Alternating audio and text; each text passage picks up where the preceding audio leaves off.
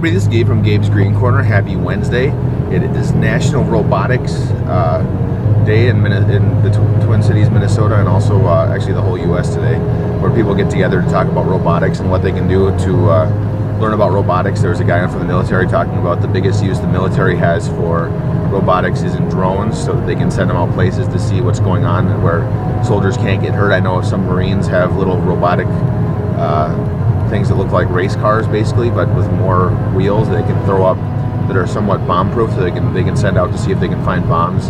I know the U.S. military's used drones for a while. The guy that was on the radio was actually talking about how they can use robots in easier uses like households, or to do simple tasks for people, like they're developing cars that can drive themselves, and robot technology has really come a long way. So I think that's really sweet. In Minnesota specifically right now, we had a really, really balmy March where we set like 2,000 warmth records.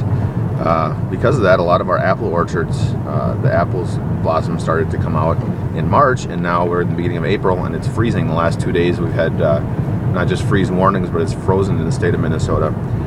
So what we've got going on today and last night is a couple of the apple orchards have enlisted things like helicopters, I guess, to fly above the apple orchards all night long and chop up the air so that the air doesn't get as cold and freeze the trees. Another apple farmer had heaters rigged up that he was running around his orchard all night on his tractor, pulling them around and blowing hot air.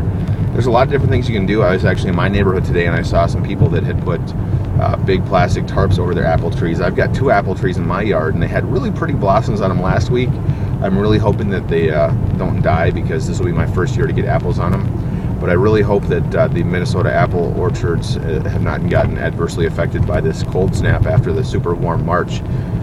Interestingly enough, today is also the first day that farmers can plant seeds or other plants and have them covered by crop insurance. But a lot of farmers in Minnesota aren't doing that because we're at a severe drought level right now.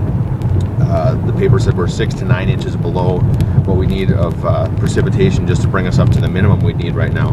So a lot of farmers are not planting, even though they can today with farmers' crop insurance, just because of the severe drought we're in and the cold weather.